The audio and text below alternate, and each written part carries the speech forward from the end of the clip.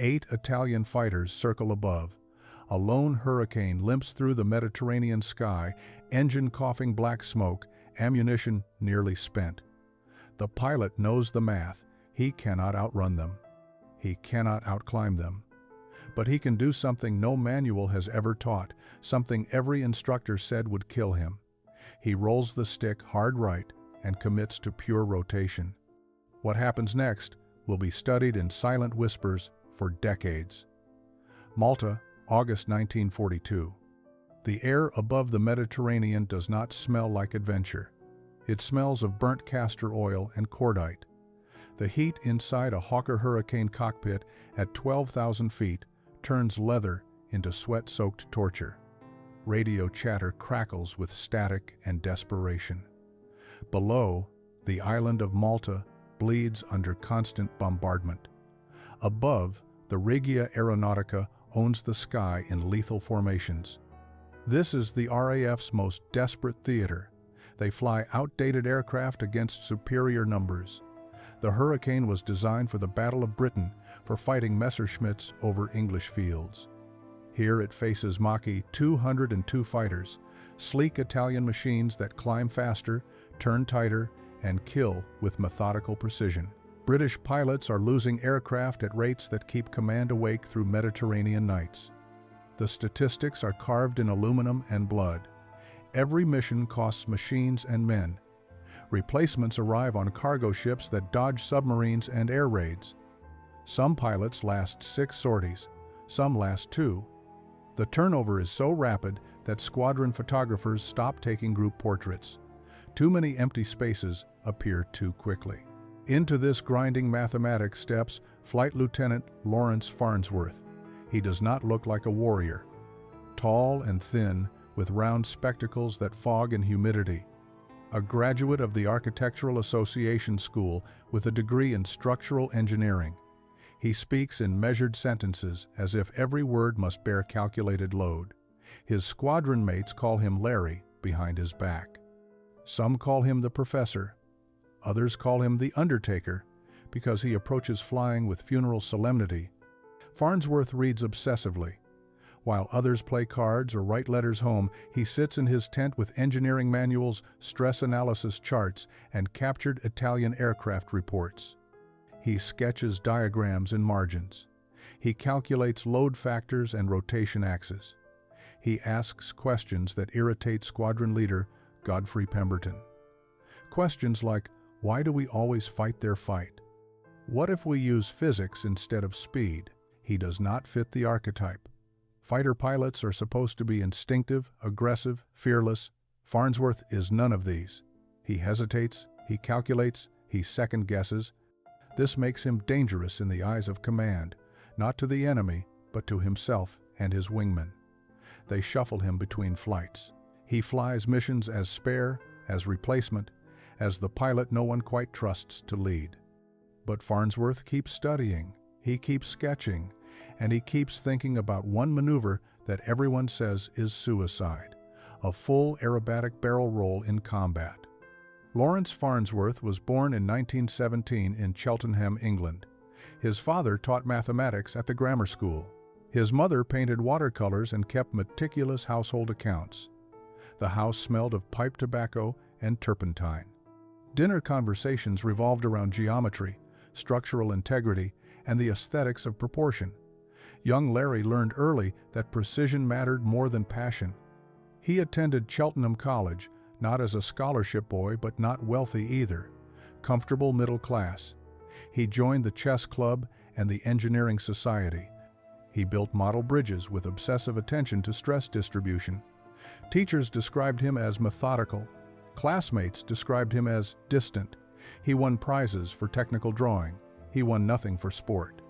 He entered the Architectural Association in 1935, studied structural engineering, spent weekends drafting building sections instead of attending dances. He graduated in 1939 with honors and no clear path forward. Europe was sliding toward war. The architecture firms were closing or converting to military contracts. Young men were enlisting. Farnsworth tried to join the RAF in September 1939. They rejected him. poor eyesight, correctable with spectacles, but the standards were rigid. He tried again in December. Rejected again. He wrote letters. He presented medical documentation. He argued that peacetime standards should not apply during national emergency. The RAF was unmoved. Then France fell. Britain stood alone. The demand for pilots became desperate. Standards loosened. Farnsworth applied a third time in July 1940. He passed the medical. He entered flight training at an auxiliary field in Oxfordshire. Instructors noted his technical aptitude. They also noted his lack of natural instinct. One evaluation read, hesitant in simulated combat scenarios. Another flagged him for overthinking basic maneuvers. He passed flight training near the bottom of his class, not failing, just unremarkable. He was assigned to Hurricane squadrons, then shuffled when his analytical approach clashed with aggressive squadron culture. Some commanders appreciated his thoroughness. Most found him tiresome. He asked too many questions. He wanted to understand why tactics worked, not just execute them. By 1941, Farnsworth had flown 30 missions over France and the Channel. He had no confirmed kills. He had no dramatic stories. He simply survived through careful planning and conservative flying. Other pilots called him lucky. Farnsworth called it probability management. When his squadron deployed to Malta in March 1942, he knew the mathematics immediately. The island was under siege. Supply convoys barely made it through. Aircraft were worn beyond safety limits. Pilots were exhausted beyond effectiveness. The life expectancy of a Hurricane pilot over Malta was measured in weeks. Farnsworth did what he always did. He studied. He read after-action reports from every engagement. He analyzed Italian tactics. He noted their attack patterns, their formation discipline, their tendency to exploit vertical energy. He sketched the geometry of their diving attacks. He calculated closure rates and deflection angles. And he kept returning to one forbidden idea, the aerobatic barrel roll, a maneuver taught in advanced flying school as a demonstration of aircraft control. A maneuver explicitly banned from combat doctrine because it bled energy, disoriented the pilot, and presented the aircraft's belly to enemy fire. Farnsworth thought everyone was wrong. The Hawker Hurricane was never supposed to fight in the Mediterranean. It was designed in 1934 for European combat, optimized for engaging German bombers over Britain. Thick wings for stability. Heavy construction for durability. 8 Browning machine guns for firepower. It excelled at what it was built for. But Malta demanded something different. The Regia Aeronautica flew Mach-E 202 fighters. Sleek, lightweight, powered by German Daimler-Benz engines. They climbed faster than Hurricanes. They dove faster. They turned tighter at high speed. In nearly every performance metric, the Mach-E was superior. Italian pilots knew it. British pilots knew it. The metal and physics did not lie. RAF doctrine tried to compensate, maintain altitude advantage, use diving attacks, never engage in turning combat, fight in pairs with mutual support. The tactics were sound in theory. In practice, over Malta, they failed consistently. The problem was mathematical. Italian fighters operated from Sicily, barely 60 miles north. They could choose when to attack, where to attack, and with what numbers. British fighters scrambled from Malta's battered airfields in response to radar warnings that were often late or inaccurate. By the time Hurricanes reached altitude, Italian formations were already positioned above them. The vertical advantage was everything. A Mach-E diving from 20,000 feet built speed the Hurricane could not match. The Italian pilot chose the engagement angle. He chose the moment of attack. The Hurricane pilot reacted, and reaction is always slower than action. British losses mounted. In April 1942, Malta-based fighter squadrons lost 18 Hurricanes. In May, 23. In June, 29. The mathematics were unsustainable. Replacement aircraft arrived on aircraft carriers that fought through submarine-infested waters. Sometimes the carriers made it. Sometimes they sank with all aircraft still chained to their decks. Pilots died in patterns, some burned in their cockpits, trapped by jammed canopies. Some bailed out over the Mediterranean and drowned before rescue launches could reach them. Some simply vanished, last seen diving into clouds trailing smoke. Crash sites on Malta grew so common that islanders stopped gathering to watch. The smell of it saturated the island.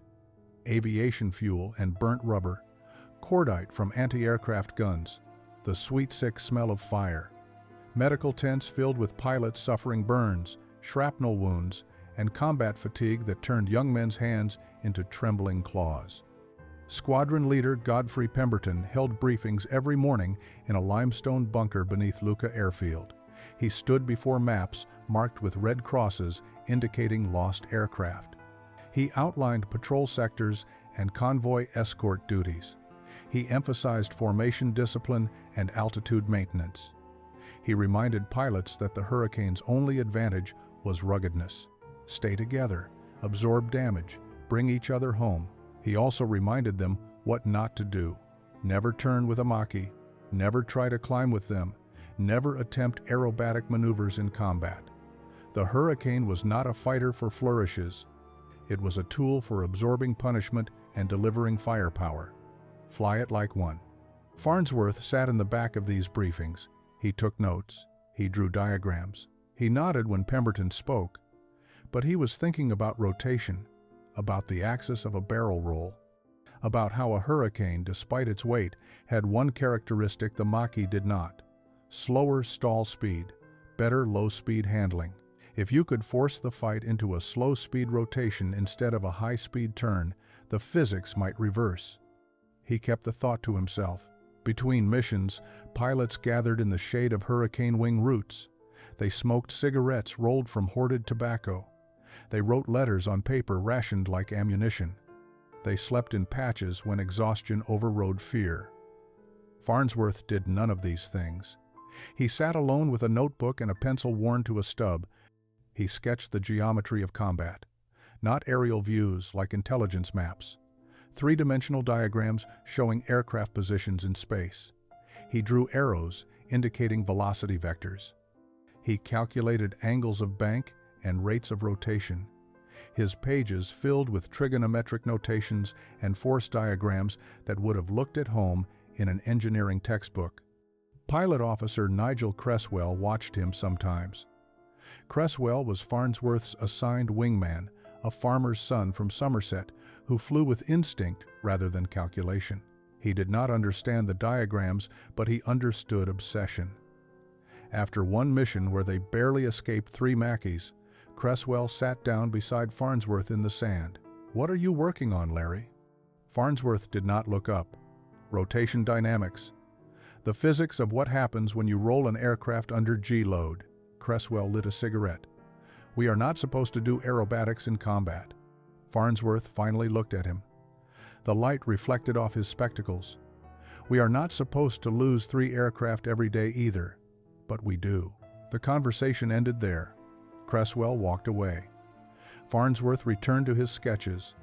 Squadron leader Pemberton noticed the notebooks. During a pre-flight inspection, he saw Farnsworth reviewing pages covered in calculations. Pemberton was a career officer, old school, a veteran of the Battle of Britain. He believed in discipline and doctrine. He did not believe in theoretical exercises. "Farnsworth, what is this?" Farnsworth closed the notebook. "Stress analysis, sir. Understanding structural loads during maneuvers." Pemberton's expression hardened. "Your job is to fly the aircraft, not redesign it. The hurricane has been tested extensively. The limitations are known. You follow them." "Yes, sir, but you are not following them. You are questioning them." Farnsworth met his eyes. "I am trying to understand them, sir. There is a difference." Pemberton wanted to argue. He wanted to order Farnsworth to stop wasting time on useless calculations. But the squadron was too short on pilots, even odd pilots who asked uncomfortable questions. He walked away without another word. Farnsworth kept sketching. He focused on one specific scenario: a hurricane in level flight. An enemy fighter diving from above and behind. Standard Italian tactic. The doctrine said to dive away, use gravity to build speed, try to outrun the attack, but the Mach-E was faster in a dive. The doctrine failed. What if instead of diving, you rolled? Not a simple aileron roll, a full barrel roll, a corkscrew rotation that combined roll and pitch. The enemy would expect you to dive or turn. They would anticipate your flight path. A barrel roll would take you off that expected path. It would force them to reacquire. It would buy seconds. Seconds were everything. The problem was energy. A barrel roll bled airspeed. You climbed during the first half of the rotation, trading speed for altitude. You descended during the second half, regaining some speed but never all of it. You emerged slower than you started, and slow meant dead. Unless you timed it precisely, unless you started the roll at the exact moment the enemy committed to his dive, he would overshoot, he would be traveling too fast to adjust, and for a brief window, you would be behind him instead of in front. Farnsworth sketched it again and again. Different entry speeds, different angles of bank, different timing. The mathematics suggested it could work. The doctrine said it would kill him. He needed to test it. But testing meant combat, and combat meant no second chances. The mission brief on July 23rd was routine. Convoy escort. 4 Hurricanes would patrol above a supply ship approaching Malta from the east. Expected opposition moderate. Standard procedures applied. Farnsworth flew as number 4, tail end position, the spot reserved for expendable pilots. They took off at 0700 hours.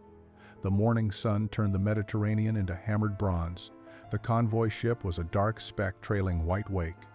Farnsworth maintained formation, scanning the sky in disciplined sectors, left, right, above, behind. Repeat. His neck ached from constant movement. The radio crackled.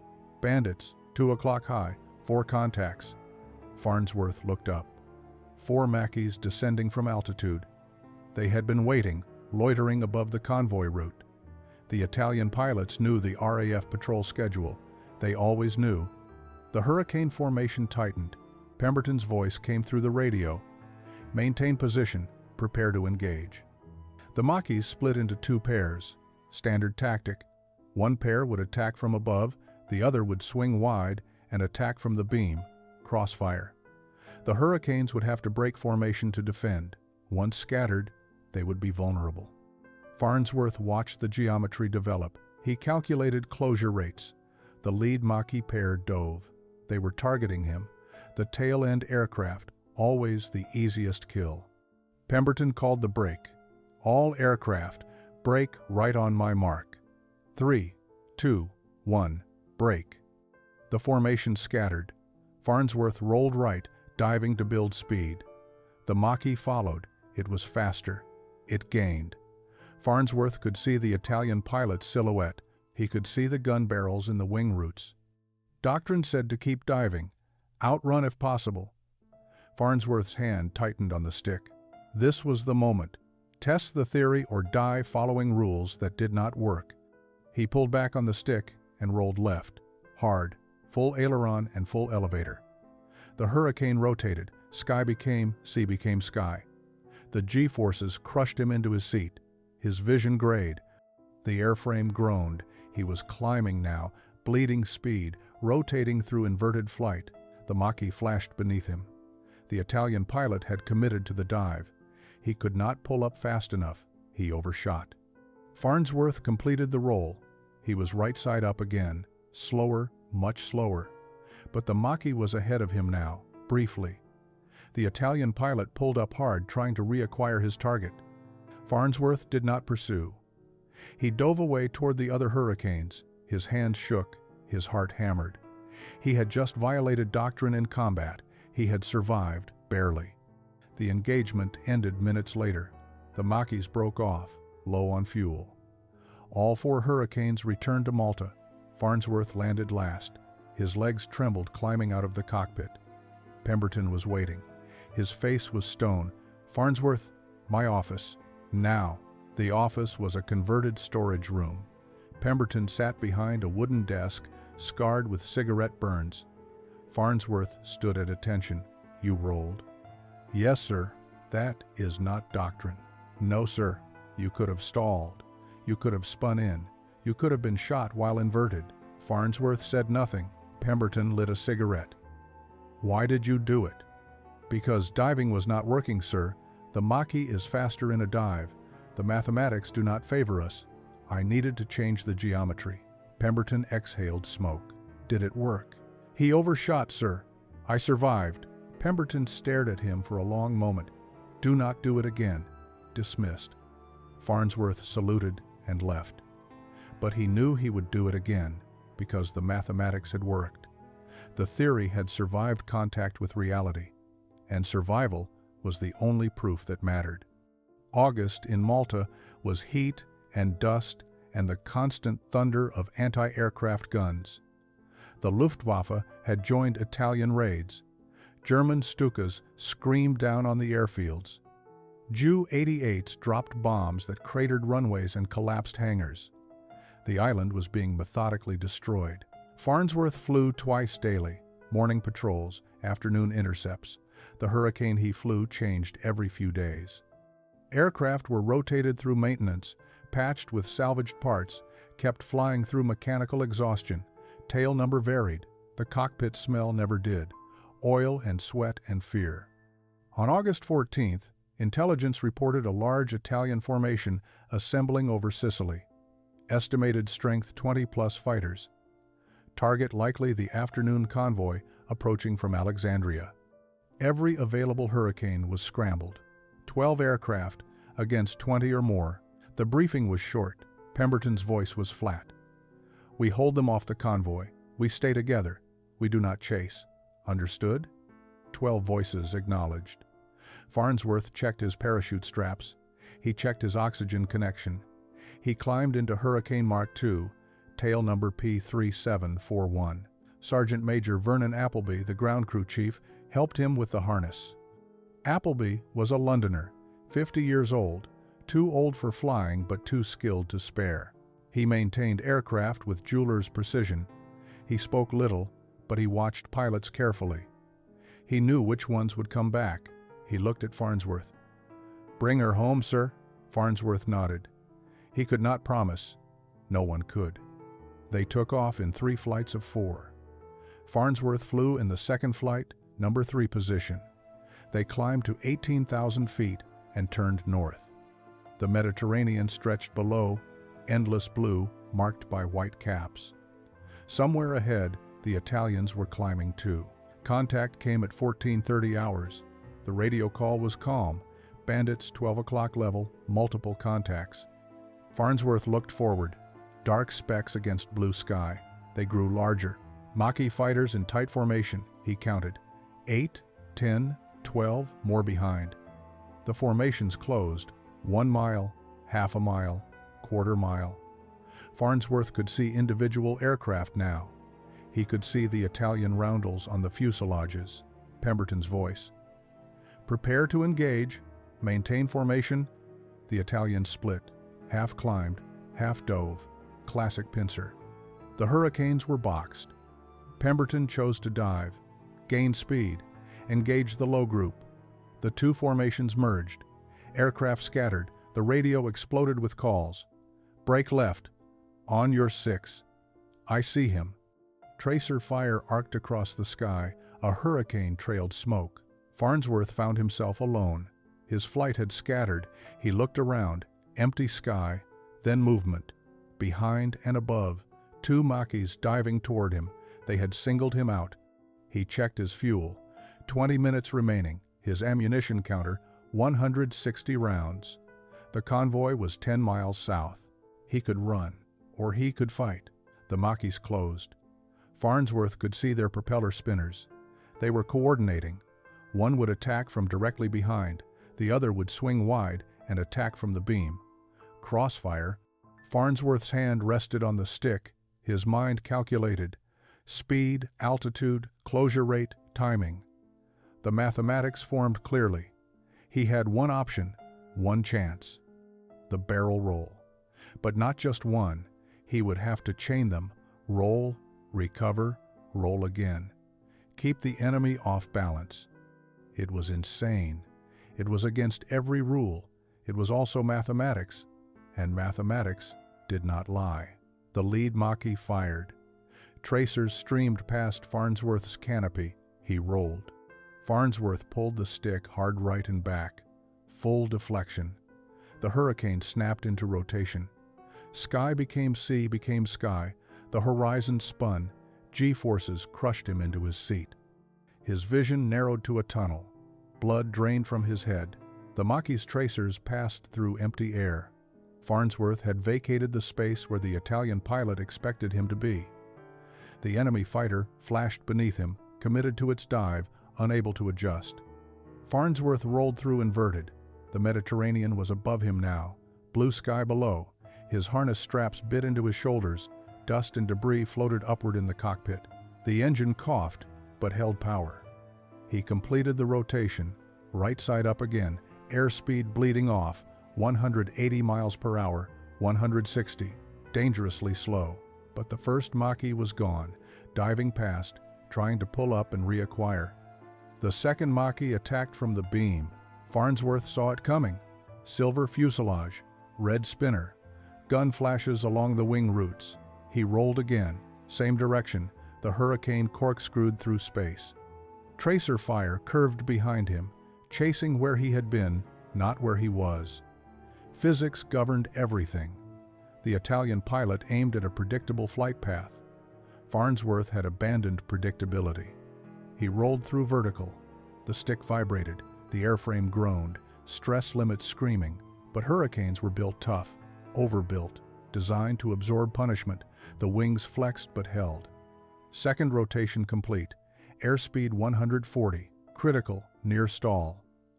The controls felt mushy. The hurricane wallowed. Farnsworth fed in power. The Merlin engine roared. Speed crept upward. Both Maquis were out of position now. They had expected a target fleeing in straight lines. Instead, they faced a rotating target that defied geometry. The lead pilot pulled up hard, trying to climb back to advantage. The wingman hesitated, unsure whether to press or regroup. Farnsworth used the hesitation. He dove, straight down, trading his remaining altitude for speed.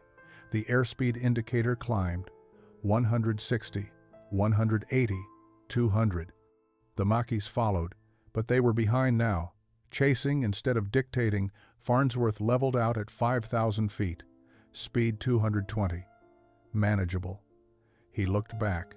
The Italians were still there, still hunting. Then more aircraft appeared.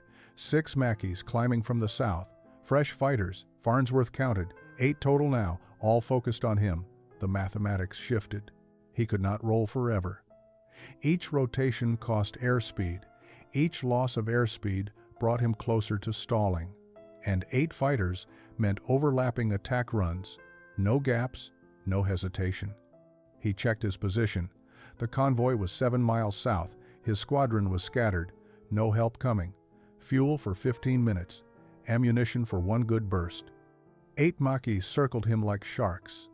They climbed to altitude. They positioned for coordinated attack. Professional, patient. They had time. Farnsworth did not. The lead pilot dove first. Farnsworth rolled. The hurricane rotated. The attacker overshot. Second pilot dove. Farnsworth rolled again. Same result. Third pilot attacked from a different angle. Farnsworth adapted. Different roll axis. Different timing. The Italians adjusted. They began feinting. Starting dives, then pulling out, trying to bait Farnsworth into wasting energy on unnecessary rolls. He did not bite. He waited for commitment. For the moment when the attacking pilot crossed the point of no return. Roll, recover, roll, recover. The pattern became rhythm. His body learned the timing. His hands moved without conscious thought. He was dancing with physics. Each rotation bought seconds. Seconds accumulated into survival. The Maquis grew frustrated. They burned fuel.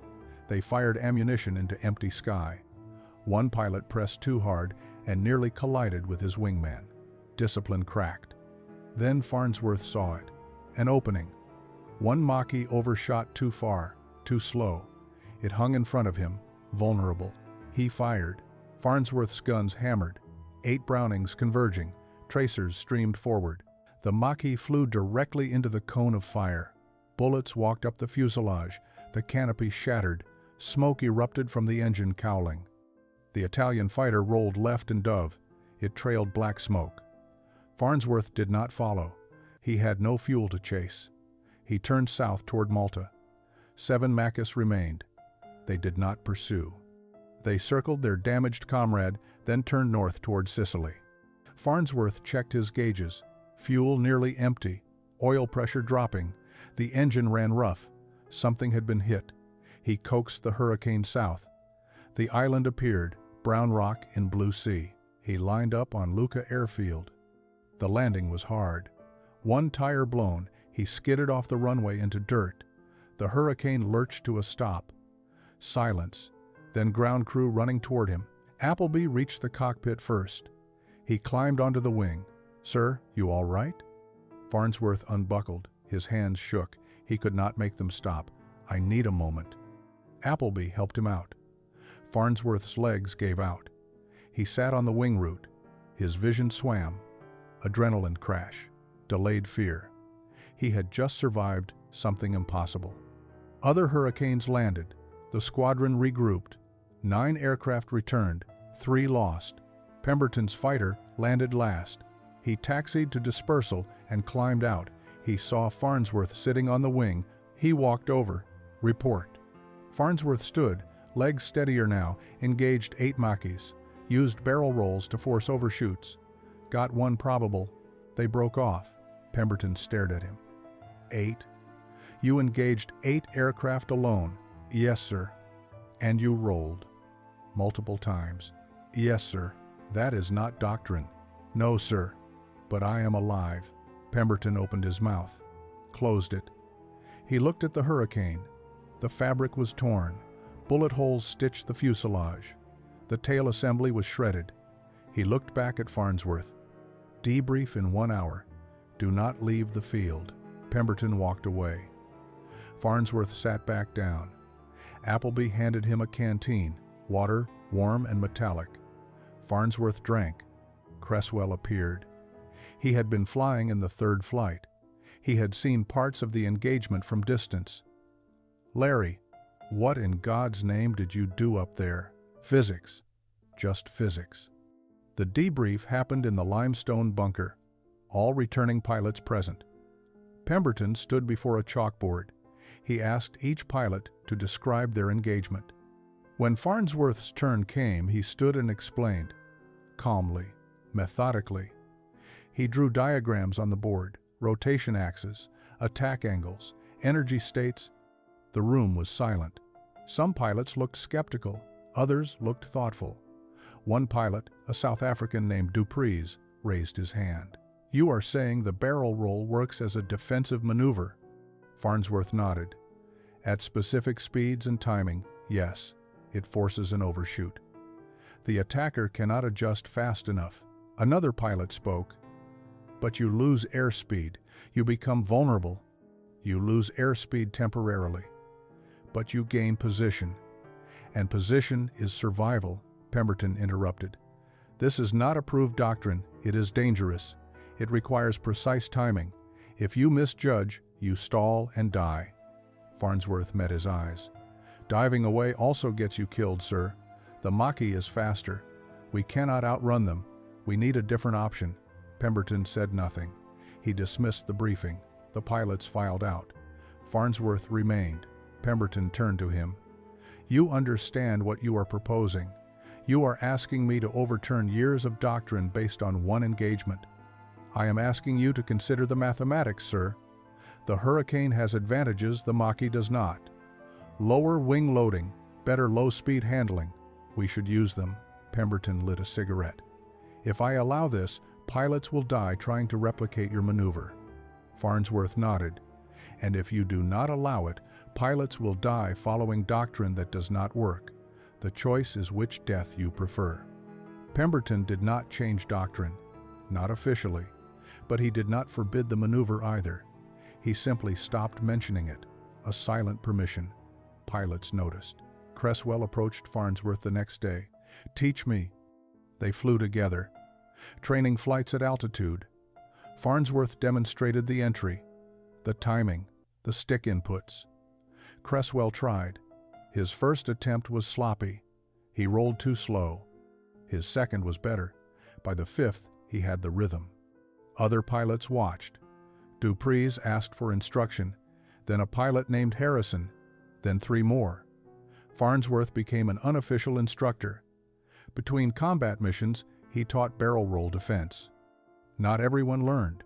Some pilots lacked the touch, others lacked the nerve. Rolling inverted while under fire required suppressing every survival instinct. Not everyone could, but enough learned. Within 2 weeks, 5 pilots had used the maneuver successfully in combat.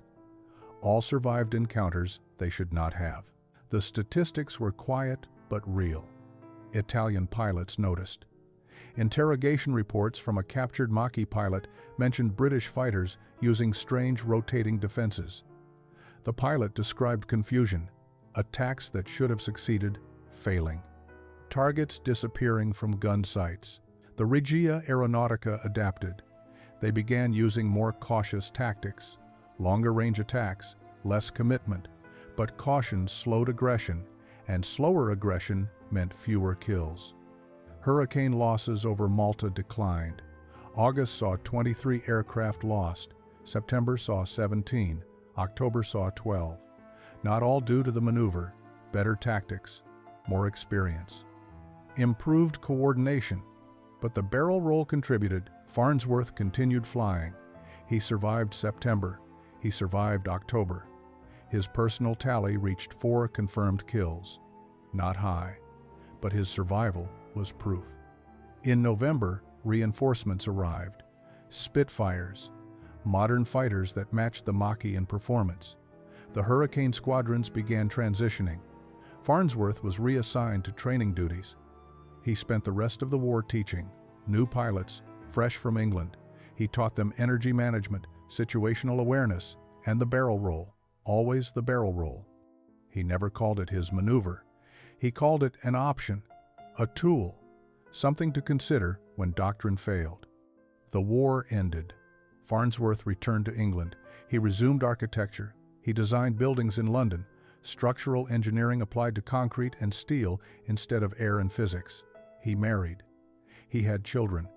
He did not talk about the war unless asked. When asked, his answers were brief. Technical, unemotional. In 1968, an aviation historian contacted him. Research on Malta air combat. Could Farnsworth provide details? He sent a letter. 3 pages, diagrams included. The historian published an article. The barrel roll maneuver was mentioned. No attribution. Just described as a defensive technique used by Hurricane pilots. Farnsworth did not mind. The idea mattered more than the credit. Laurence Farnsworth died in 1993 at the age of 76. His obituary in the Times mentioned his architectural work, the post-war schools he designed, the hospitals, the civic buildings across southeastern England. It mentioned his wartime service, Flight Lieutenant, RAF. Malta, 1942 to 1943, Distinguished Flying Cross. It did not mention the barrel roll. His funeral was attended by family, colleagues, former students from the architectural school where he taught. 3 elderly men sat in the back, former pilots. One was Cresswell. They did not speak during the service. Afterward, they shook hands with Farnsworth's widow and left quietly. The maneuver outlived him. In the decades after the war, air combat doctrine evolved. Jets replaced propellers, missiles replaced guns. But the fundamental physics remained. Energy management, position over speed, using an aircraft's strengths against an enemy's assumptions. American fighter pilots in Korea used barrel roll defenses against MiG-15s. Israeli pilots in the Six-Day War used variations against Syrian aircraft. The specifics changed. The principle did not. When outmatched in performance, changed the geometry. Flight training manuals in the 1980s included sections on high-G defensive brakes. The techniques were refined, computerized, taught in simulators before ever attempted in aircraft. But the core concept traced back to a hurricane over Malta, to a pilot who calculated rotation axes in a notebook while others slept. Aviation historians eventually documented the innovation.